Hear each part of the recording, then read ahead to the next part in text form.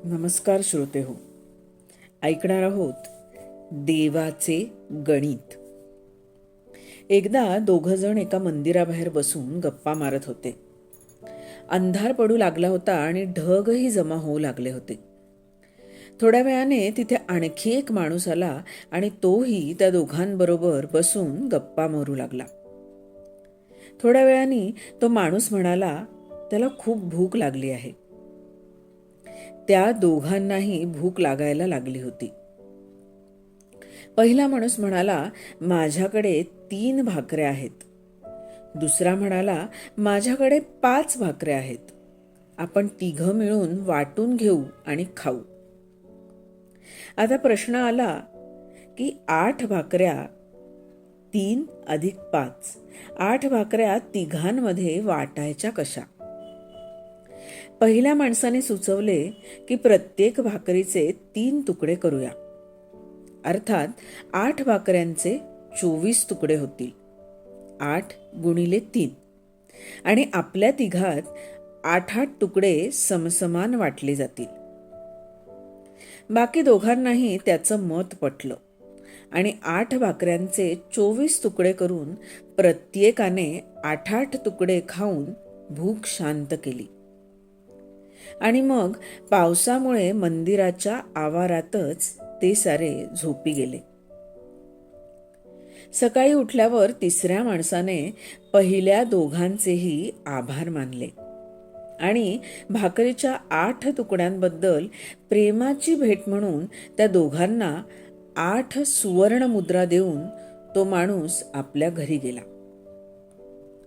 तो गेल्यावर दुसरा माणूस पहिल्या माणसाला म्हणाला की आपण दोघं 4-4 मुद्रा वाटून घेऊ. पहिल्या माणसानं याला नकार दिला आणि म्हणाला, माझ्या 3 भाकऱ्या होत्या आणि तुमच्या 5 भाकऱ्या होत्या, म्हणून मी 3 मुद्रा घेईन आणि तुम्ही 5 मुद्रा घेतल्या पाहिजेत. यावर दोघांचीही वादावादी चालू झाली. यातून समाधानकारक मार्ग काढण्यासाठी ते दोघं मंदिराच्या पुजाऱ्यांकडे गेले आणि त्यांनी आपली समस्या सांगितली आणि ती सोडवण्यासाठी प्रार्थना केली. ते दोघेही दुसऱ्याला जास्त देण्यासाठी भांडत आहेत हे पाहून पुजारी पण चक्रावून गेले. त्यांनी त्या दोघांना सांगितले की या मुद्रा माझ्यापाशी ठेवून जा आणि मला विचार करायला वेळ द्या. मी उद्या सकाळी उत्तर देऊ शकेन. पुजाऱ्यांना खरं तर दुसऱ्या माणसाने सांगितलेली 3-5 ची वाटणी ठीक वाटत होती, पण तरी सुद्धा तो खोलवर विचार करत होता. विचार करता करता त्यांना गाढ झोप लागली. थोड्या वेळात त्यांच्या स्वप्नात देव प्रगट झाले. तेव्हा पुजाऱ्यांनी देवाला सर्व घटना सांगितली आणि सुयोग्य मार्गदर्शन मिळावे अशी प्रार्थनाही केली. माझ्या दृष्टीने 3-5 अशी वाटणीच उचित आहे असेही त्याने देवांना सांगितले. देवाने स्मित करून म्हटले, नाही, पहिल्या माणसाला 1 मुद्रा मिळाली पाहिजे आणि दुसऱ्या माणसाला 7 मुद्रा मिळाल्या पाहिजेत.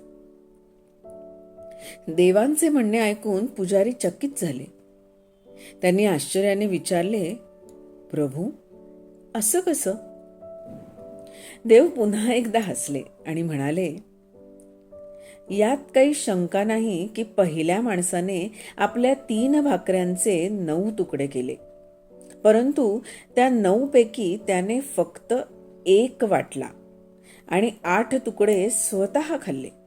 म्हणजेच त्याचा त्याग भाकरीचा फक्त 1 तुकडा एवढाच होता, म्हणून तो फक्त 1 मुद्रेचा हक्कदार आहे.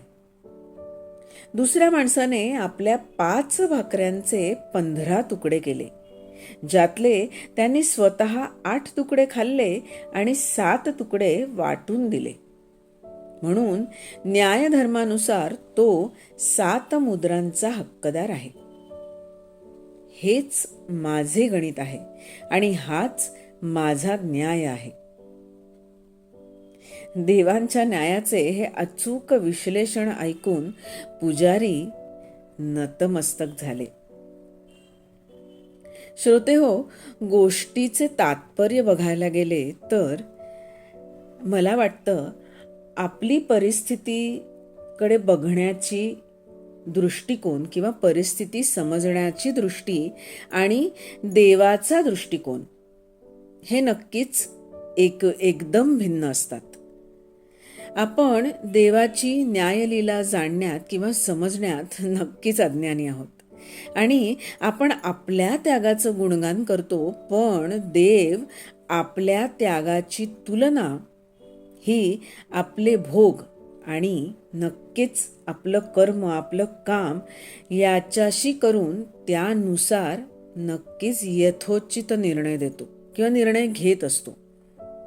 आणि त्यामध्ये हे महत्त्वाचं नाही की आपण किती श्रीमंत आहोत किंवा किती गरीब आहोत.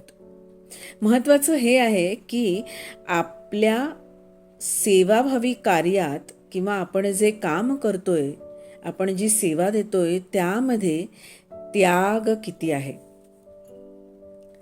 खरोखरच आहे की नाही सुरेख लेख. नेहमीप्रमाणेच आपल्याला काय वाटतंय, लेख कसा वाटला, आपल्या प्रतिक्रिया नक्की कमेंट बॉक्समध्ये नोंदवा. मनापासून धन्यवाद.